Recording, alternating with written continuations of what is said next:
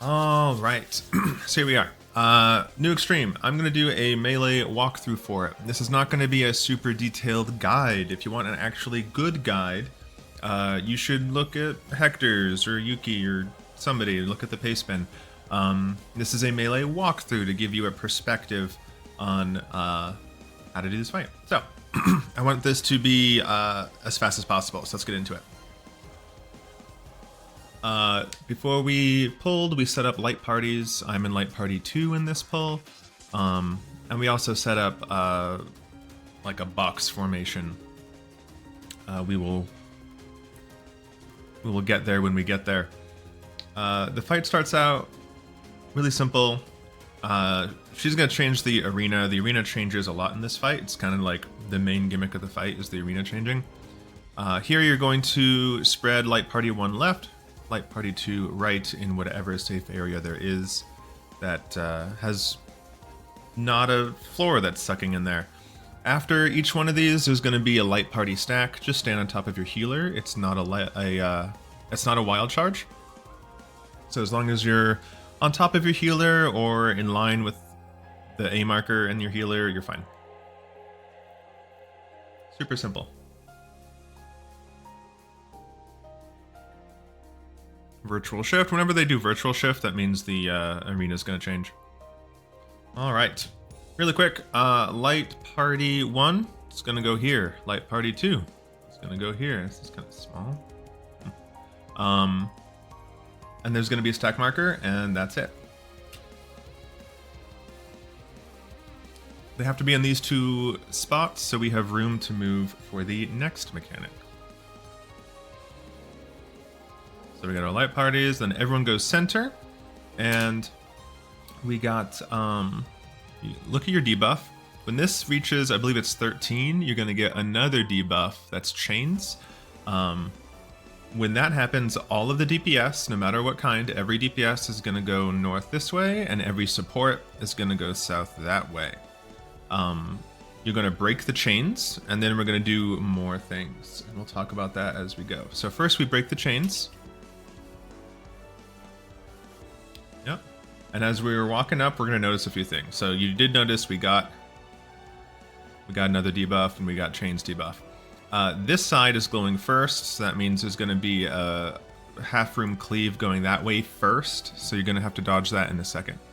And also, we have, well, this debuff, but it's also shown right here, and I'll give you a better look at it in a second. Right here.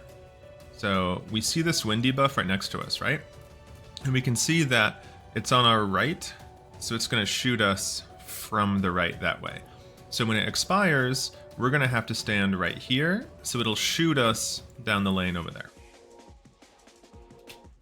So we broke the chain. We're dodging the first half room cleave because we saw the right was going first. And then I'm going to go to the side where my knockback is going to not kill me. If you have to dodge the other one, the second one, it's a pretty tight timing, so you got to move quick. Super simple. Prosecution of War is a tank buster. You should swap in the middle of it, and it really hurts. So if you're a tank, you're probably going to need multiple cooldowns to survive that. You could invuln it, but invuln is more useful later in the fight. Okay, divide and conquer. So you're going to see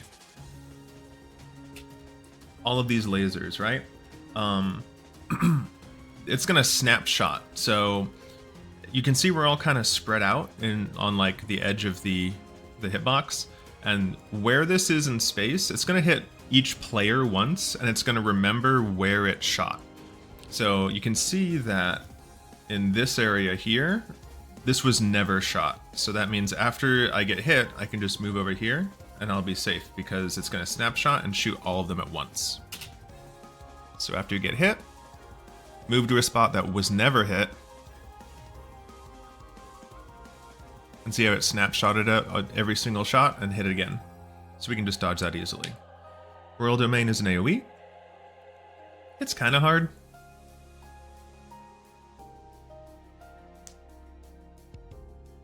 Yeah, we're gonna do this super fast. It's gonna be great. Virtual shift, we're going into a new arena. And we can call this like stone phase, earth phase. So the gimmick for this phase are these things here. If you walk into it, it will make you float. And if you're already floating and you walk into it, it will put you back on the ground. And that's what we're going to be manipulating this whole phase. So we want to start out by going right into it so everybody floats. And just look at the boss, because there's going to be another half room cleave. Okay, you can see that this side is going to go first, so it's going to go right down the center and explode that side. Now, I am melee 2. I'm in group 2. So if you're in group 2, you're going to end this mechanic on the right platform. If you're in group 1, you're going to go to the left, just like most mechanics. 1 to the left, 2 to the right. After the half room cleave goes off, we're going to book it to the thing in the center to go in the ground. And we're going to stand in... These look like... they're soaking towers, but they look like sand. It's kind of like give you a visual input that you should probably be on the ground for this. So you need to go in the ground, and we need 1 person per tower. Most groups in Party Finder will probably pre-assign this at pull. I think it's kind of normal, at least in the few groups that I've done so far, that the supports are going to be on the inside and the DPS are going to be in the outside. And I'm a melee, so I'm going to be more in front. If you're the other group, the one that the half room cleave happened second, the timing on this is very tight. So I suggest popping sprint and don't hesitate. Go right to the ground and then go right to your tower. And worst case scenario, if 1 person messes up, if 1 person doesn't make it, it's not lethal. You can survive 1 person making a mistake. Now, we're almost at the end of this phase. The last mechanic of this phase, 3 things can happen to you. Okay, so you can see this tether here. It's going to tether to somebody. It's completely random, as far as I know. Whoever has the tether, they're going to first float, and then they're going to take this all the way to the front. So they're going to stand like right here. Then the person with this huge AoE, looks like it's this DPS right here, they also need to float. And then they're just going to take this off. Either to the side, you have melee uptime here, and that's perfectly fine. Or if you're ranged, you can like take it to the back. And then there's 2 more towers that have to be taken, and there's 2 people that got nothing. So 2 people that didn't get a tether and didn't get a big AoE. Those 2 people have to stand there. Again, these are assigned randomly, and there's plenty of time to adjust. So if you see someone that's closer to one than you, go to the other one. Just kind of have to use your eyes. And again, you can see here, there's lots of time for 1 person to go south or north. It's fine. Tons of time to solve it. Then everyone is going to float. Cool. And now, everyone's floating. It's important that everyone needs to float. We're going to drop a rock. We're going to actually drop 2 rocks, and you can tell by this AoE. If you pretend this is the platform, what we're going to do in this group is we're going to do box. So we're just going to kind of make a box with them. Other groups, they'll make like an L shape, where if it's L shape, it'd be like literally shaped like an L. Or I guess some people are doing like a line, I don't know. But it really doesn't matter which one you choose, just as long as everyone's kind of on the same page.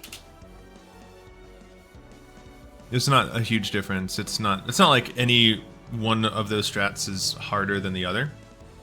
And then, so we dropped 1 rock. The second rock, we're floating, so it's just going to drop into the abyss. Then everyone goes on the ground. And everyone, you're going to see, what we did in this group is, we stacked here, and we're going to go clockwise, hide behind each rock. What's going to happen is the boss is going to shoot like bombs at each player, and if it's intercepted by a rock, it kills the rock instead of the player.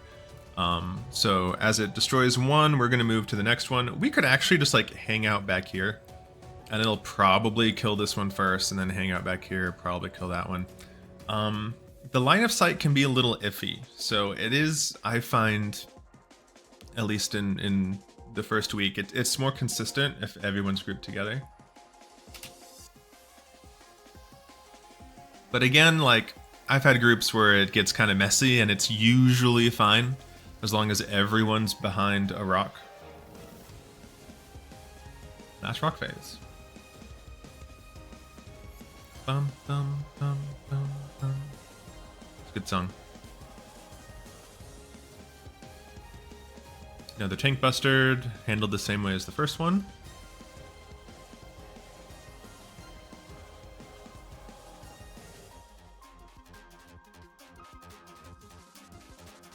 Alright, coronation.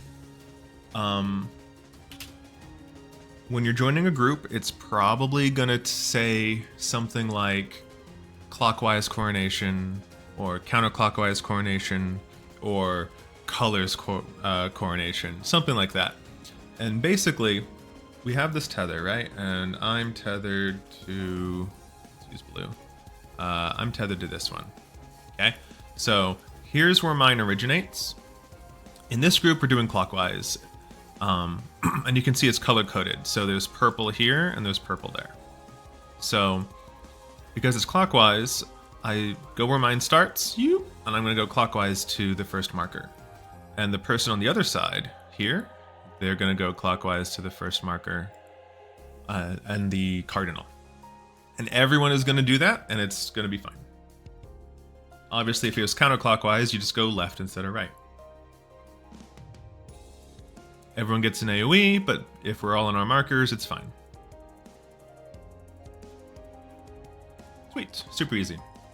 Next, we have authority. So this is fun.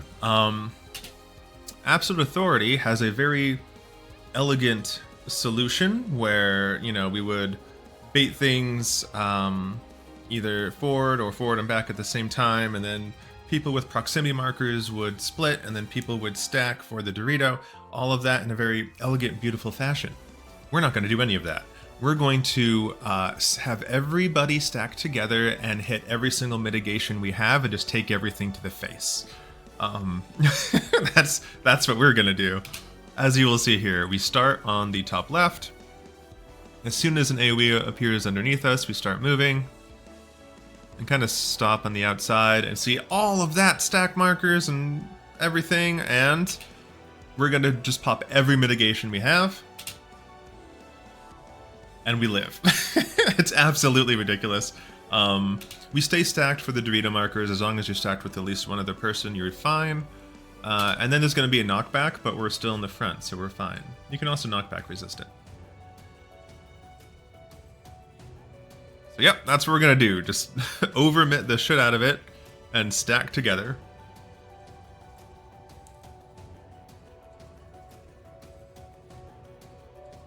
Alright, here is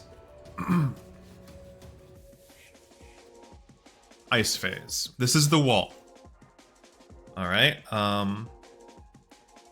so first just keep moving whenever that comes up. That's like most other things. And we're gonna see, I'll pause it in a second. There we go. Tethers. So this is the hardest mechanic in the fight, and in my opinion, probably the hardest mechanic in I've remembered in an extreme for a long time. This is gonna be the hard part in Party Finder. So here's how this works. Okay, these ice, I can't see that. These ice bridges can only handle one person at a time. If two people walk on it at once, it breaks and both people die, and it's probably a wipe. So the difficulty of this comes in just passing them one at a time in an organized fashion.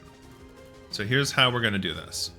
You can see there's 4 tethers at the start. The first four tethers are always going to start south. And the way we organize this is if you're on the outside tether, so outside would be this one and this one. Outside is going to cross over the north towers, and there should only be one person who that makes sense for, because you need to stretch your tether long. So since I'm tethered to this one, I need to stretch mine long way, so keep going that way. So I'm gonna cross this bridge, okay? And I highly suggest you take a look at the paste bin for this. Have it open here. So you can see here, the two middle towers, they're gonna cross south, and the two outer towers, they're gonna cross north. So there should only be one person per bridge for the first four, okay? And then you're going to stretch out your tethers in this fashion. So you can see if you were in inner tower, you're going to be on the outside of the outer platform, or vice versa. If you switch it, one person's going to die because they can't stretch enough. And then more tethers are going to spawn, and it's going to happen fast. There's going to be tethers in the sides, and these ones are simpler, okay? So you can see there's a north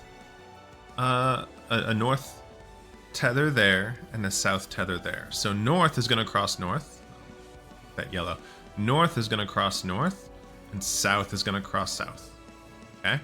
The tricky part for the second set is because the second set comes out rather quickly, you need to make sure you wait for the first set to cross first. Okay? That's where the difficulty is going to be, is people are going to get trigger happy, they're going to move too fast. But let's watch here. So I'm on the outside, so I cross north. And I stretch my tether. I was on the outside, so I'm on the inside on here. And assuming everybody stretches, we are good. Now, ideally, the people who crossed second, these two people, should be able to both cross first as you go back. We kind of YOLO'd it in this run, so you can see that they just didn't do that, and we just kind of paid attention, used our eyes, got back. Oh, I always forget about this. While this is going on, there's an absolute authority going on from the boss. So they're going to do a half room cleave that I just got hit by. You can get hit once and you won't die. So focus on the bridges and not messing that up. And if you have extra brain power after that, look at the boss. Dodge the second one.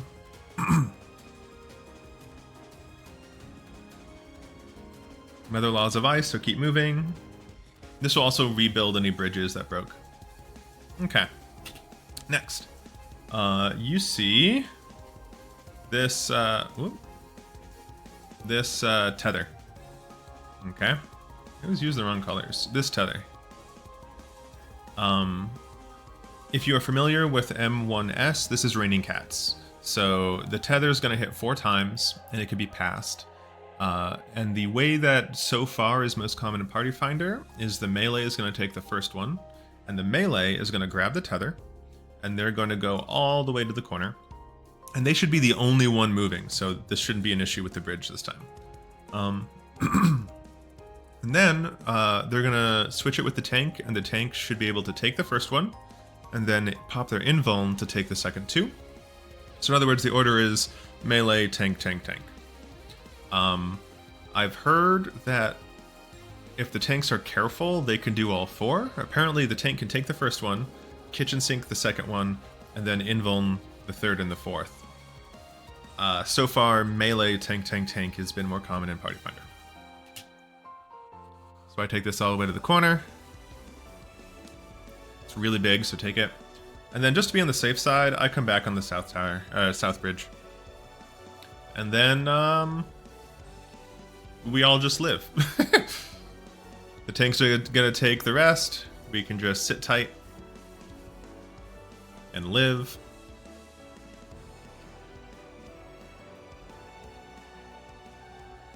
How we doing on time? All right. Trying to make this as fast as possible. That's the hardest part of the fight. If you can get past that, you're gonna clear.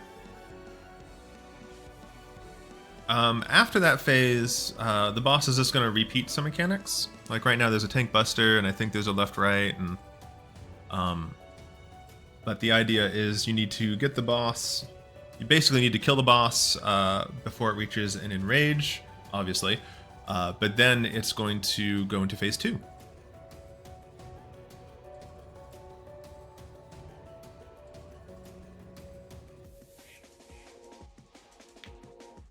If the boss wasn't dead by then, this would be the thing that kills you. Although we would have had more time. It just started the cast because we got it low. And we get this gorgeous transition. Okay, a little bit of an edit there. Oh, get some music back. For some reason, my software stopped recording. So we're going to do phase 2 with a little edit. Phase 2 is not too bad.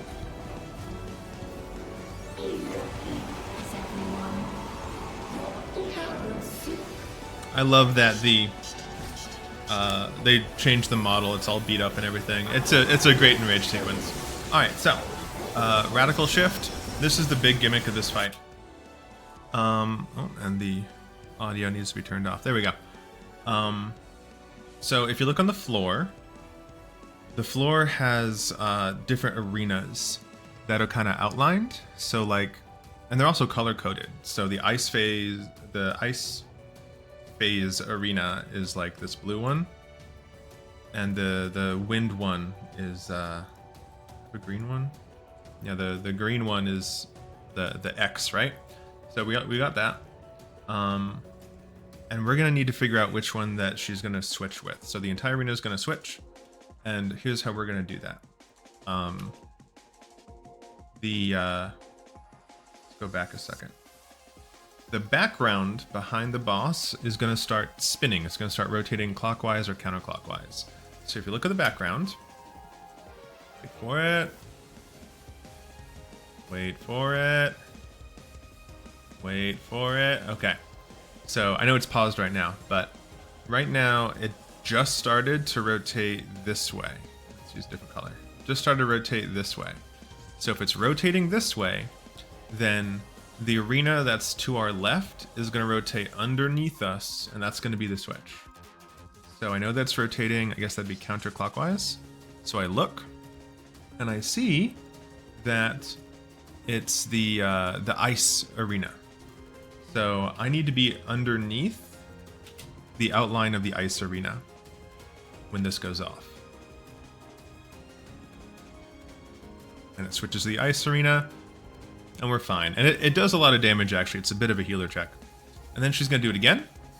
So we look for the rotation. Wait for it. There we go. So we saw it again. It is rotating counterclockwise. So again, whatever's on the left is going to rotate underneath us. So I look, and it's going to be stone. And I can look on the ground for the outline of stone. And again, it's color-coded. So it's fine. Healers didn't make it, but we were a red mage. And then World Shatter is just going to bring it back to normal.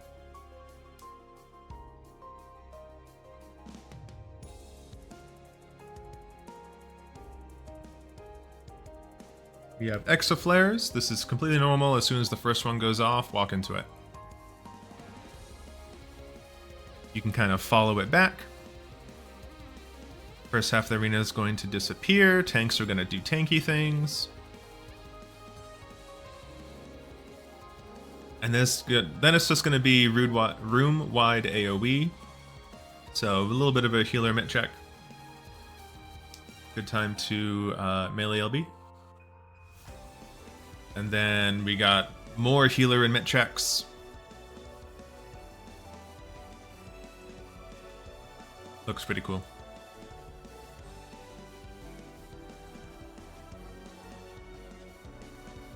And that's all the mechanics. Now we're just going to repeat. We're going to repeat until she's dead or she hits enrage. We have plenty of time. We're way ahead on damage. So she's going to start again with the radical shift. And just like before, we're going to look at which way it's rotating. So this time it's rotating clockwise. So I look to my right. It's an X pattern. So I stand on the X pattern on the floor. And we're good. And then this would happen one more time, because it always happens twice. But we're just going to kill the boss. Excellent. I like this fight a lot. I think this is a great extreme.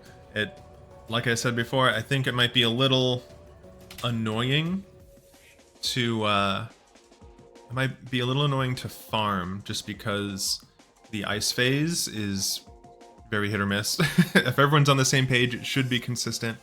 But I could see that just being like an annoyance in Party Finder where, you know, you're trying to get your 50 clears and it's going to take longer. But I think it's a really, really good fight. I like it a lot. I like most every mechanic.